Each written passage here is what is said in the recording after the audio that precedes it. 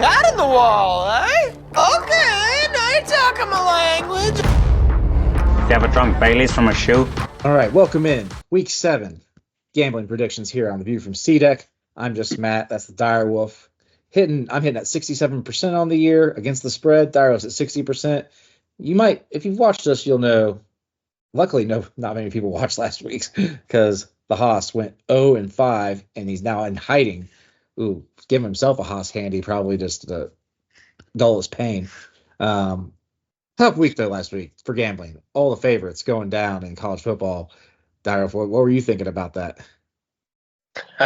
I definitely lost a little bit because I didn't bet on Bama, but I thought there was a couple that were so close. Like Rutgers did not cover by a freaking half point. And there was a wide open receiver. I don't know if you saw that, dropped a gimme touchdown as the defender fell down. And then Georgia, I thought had a real chance of covering. They didn't, but I didn't bet on any of those big upset teams that lost, but made us look a lot better. Yeah, we both went 3-2 last week, so we look a lot better too. We actually won against Vegas in a hard week to win. But game of the week also happens to align with our fandom as the Buckeyes. Travel to Eugene Saturday night. We talked about this on our Buckeye podcast if you want to check it out, but we all picked this game as one of our 5 picks of the week. Haas had the under. I'll go with him first. 2 good defenses playing against one another. Not a bad choice here, under 52.5. But you and I both had something else up our sleeve. Oh, I lost you.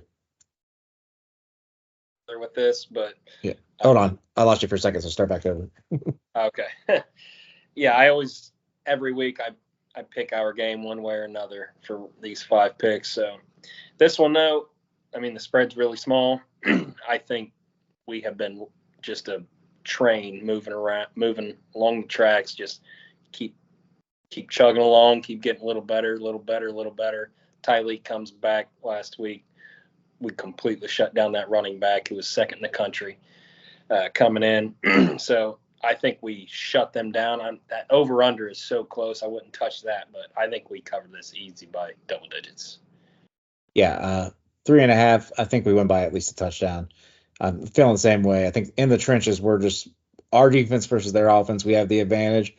I think it's more of a stalemate on the other side, but I think overall that just gives us the advantage, and we win by more than a field goal. All right, Clemson at Wake Forest, also a noon game. Start off the slate here on Saturday. Clemson laying 20.5. They've been cover machines lately. That was one of my picks last week against Florida State. Wake Forest coming off a win, though, against NC State. You picked Clemson to cover here. I did, and it's because of what you said earlier. I swear, they might be like 4-1 against the spread this year, 5-1, however many games they've played, something like that. And I like that half point. 21 gets me. So anytime it's something around there, catches my eye. And I think Clemson is on a mission. I mean, they lost that game to Georgia, but in hindsight, it really doesn't matter. If they just went out, they're probably going to be the 3 seed if they went out. So I like this. I like them winning big in this one. Does it concern you that the Haas also picked it? Put his stank on that pick? Maybe a little bit. I'm with you guys, though, because the line's not scary enough, and Wake Forest coming off the win should get their attention. And they beat NC State by like 1 million points when they played, so I like that pick. Another Haas handy here. Illinois, real quick, hosting Purdue. It was minus 18.5 when he picked it. It's minus 19.5 now. Purdue's gotten straight up murder balled twice this year now by Notre Dame and Wisconsin. So it seems like almost too low, kind of obvious to me. I'll take Purdue. I'll just go against them and take Purdue just because of that.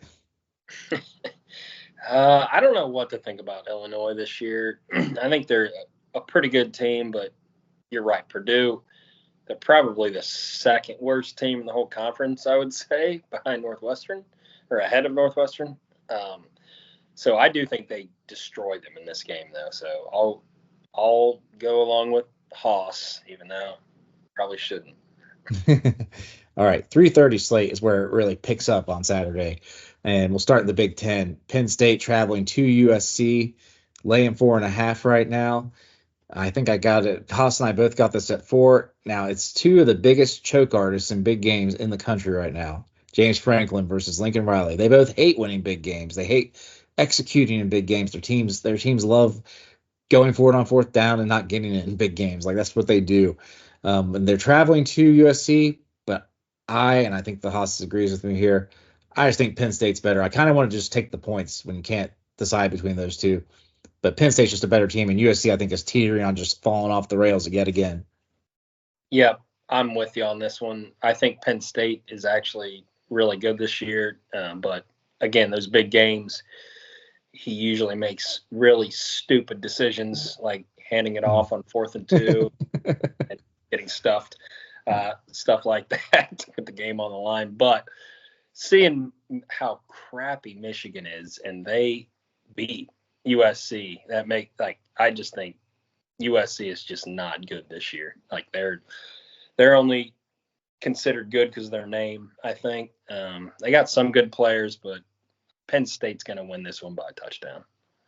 Yeah. It is a little bit of a scary line, though, when you put it that way. Like -4.5, but it's on the road. It's kind of, and USC has a brand name, so it's not too ridiculous. All right. In the SEC, for the first time, the Cotton Bowl is a conference matchup in the SEC as Texas plays Oklahoma. It's down to 14 now, but I'll give you the 14.5 that Oklahoma got earlier. I'll go first, even though you picked this one, because I think Texas just destroys them. I don't think Oklahoma is very good. The starting freshman quarterback now, not the kind of game you want to be doing that. And I think Texas is ready to just blow their doors off to get. They want to be hyped up. They're going into Georgia, or they're playing Georgia at home the week after. And they're the number one team in the country right now. I think they handle their business, and I think they win by at least 17. I think it's that rivalry, but sometimes that's bit me in the ass thinking that just because it's a rivalry, it's going to be close. But maybe they're the next SEC team to slip up, because every single one of them have so far. And then, like you said, they got Georgia next week, so they're not going to look past a rival, obviously. But maybe they get off to a slow start and end up only winning by about 10. I see something like that happening. All right. Ewers going to be back for that game? I don't know. I think they said he's most likely going to play, but they haven't officially announced it, I don't think. 3:30 game that I picked, a little just match junk for the week. Pitt hosting Cal. Cal coming off just an epic meltdown at the end of the Miami game. Cam Ward, a lot was Cam Ward was awesome, but also you blow a 20-point lead in the last 14 minutes of the game. Something's wrong. And you also lost to Florida State, you're their only win. Something's wrong. Only giving up 4 because Pitt is undefeated and ranked now, but it's been like ugly, just crazy wins. They had a crazy comeback against Cincinnati earlier this year. They were down 21 like late in the third quarter and came back. Cal having to cross the country, though. They're probably loving these back and forth across the country things. I'll take Pitt to cover that -4. I think their offense is actually pretty good, like statistically. I think they'll be enough, and Cal's got to be like licking their wounds, wondering what the hell just happened to them. I'll go with Pitt. I think I underestimated the whole travel across the country with the Miami. That really phased them, it seemed like. So on the reverse of that, with Cal having to go, I'll go with Pitt. All right. Haas Handy, BYU hosting Arizona at 4 p.m. BYU laying 3.5. Arizona coming off a loss last week. BYU still undefeated. I am going to go against the Haas here, though. Arizona's been a Jekyll and Hyde team, but BYU, it's like they're crazy when they play late games. It's crazy good, but they're crazy mediocre when they play earlier games in the day, and this for them is like a 2 o'clock kickoff. So I'll take Arizona with the 3.5 just to at least keep it close enough to cover that. But like I said, they've been a Jekyll Hyde team. They've lost games that they shouldn't lose, at least in like the ways they've lost them. But then they beat Utah at Utah. So, yep, I was going to say I bet against them on the Utah game, and it bit me. So I'm going to stay away from that. But I'll go with Arizona. All right, moving to the 7 o'clock slate and some more rivalries coming up. Tennessee and Florida. Tennessee laying 15.5. I took the Vols. Florida, I think they may have tricked people into thinking they're a little bit better than they are because they've won the last 2 weeks and it's not been too bad. But like UCF, I don't think is that good. And Tennessee, they just obviously take a huge loss this is a get right game for them, and I think they're going to try to run up the score, and they can because of the pace they play, and they're at home where they're way more confident. I'll take Tennessee, just run them out of the building by like 28. Ooh, I like that one. I thought about it, but I didn't put it as one of mine. I don't think, right? No. So, yeah, they can't lose this one or their season's over, and they're at home. They're going to be pissed that they just scored 13 points, something like that, and they're used to put 50. So I'm with you there. I might actually bet real money on that one. All right, Ole Miss and LSU. The game nobody here picked, actually. Usually I pick one that if we don't pick it like this, a ranked matchup, top 13 matchup, but I didn't feel like touching this one. Although if I did, I know what I'd pick. Ole Miss is laying 3, though, on the road at LSU.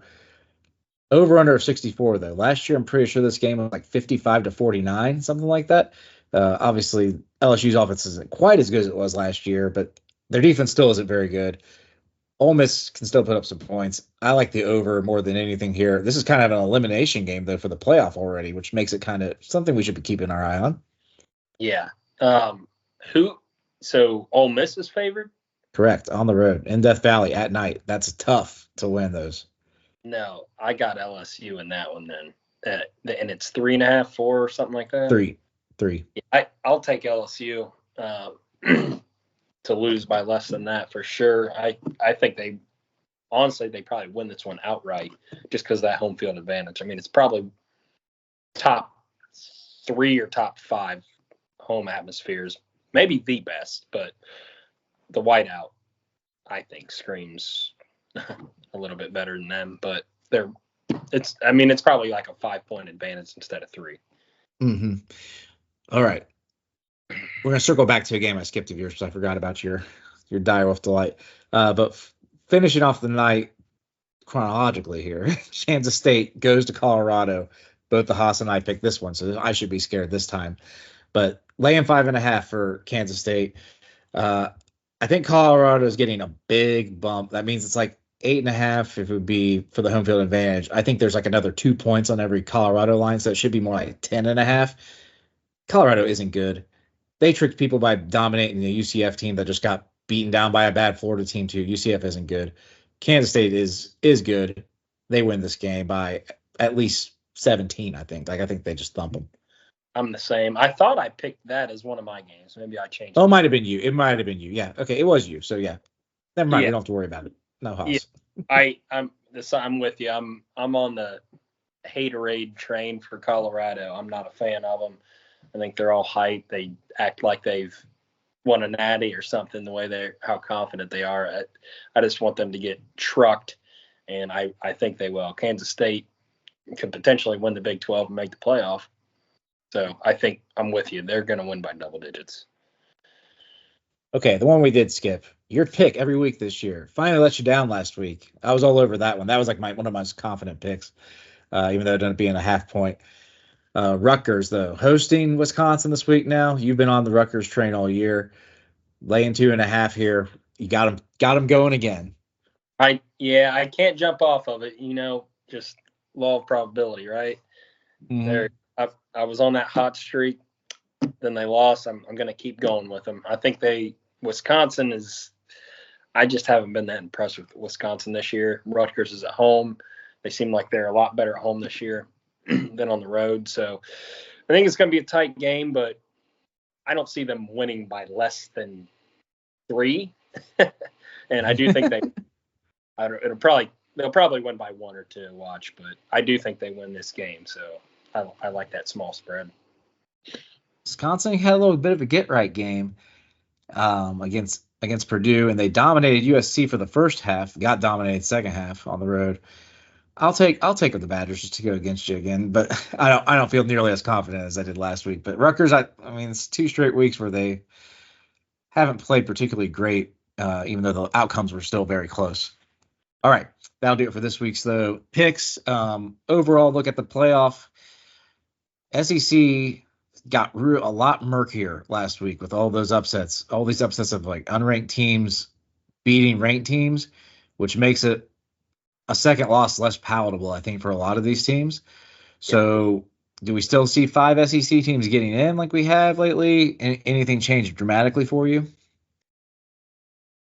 I don't think we are going to get 5 because the thing is their schedules are so hard. They beat each other up, and then all these top-tier teams lost to the teams that aren't considered hard on their schedule. So there's not going to be 5 2-loss teams anymore because of all this stuff happening. There's going to be a lot of 3-loss teams. Right. 3-loss, you're out. Sorry. Yeah, I agree with you. So I think it's, obviously Texas is the front runner, and then you still got to say Bama, Georgia, and those are the only 3 that I am like confident are definitely going to make it into the playoff right now. And there's probably going to be one more, but I don't think there's going to be 2 more. Like I guess you'd say Tennessee, but they look terrible in that last game. Yeah, I mean they have to play they still play Georgia and Alabama, so like they get to 9-3 there with those losses. I don't know if their wins will be good enough. Yeah, that's what they talk a lot on one of the radio shows that I don't like that much here in Columbus about. Well, the SEC is going to try to say my 10-3 or my 9-3 is better than your 11-1. And I'm going to be like, well, the committee has never ever cared about that thus far, and they're still the same committee last I checked, right? So they're not going to put 3-loss teams in over 1-loss teams. I do not believe they will do that for like P5 type teams or P4 type teams. And so then is 9-3 going to get over 10-2? We still haven't seen that. We haven't seen that happen either, except for maybe the Bama getting in over Florida State last year, but that was under unique circumstances. I don't think we'll see it. Yeah. So then that would be what? 4 Big Ten, 4 SEC. Who's the 4th Big Ten?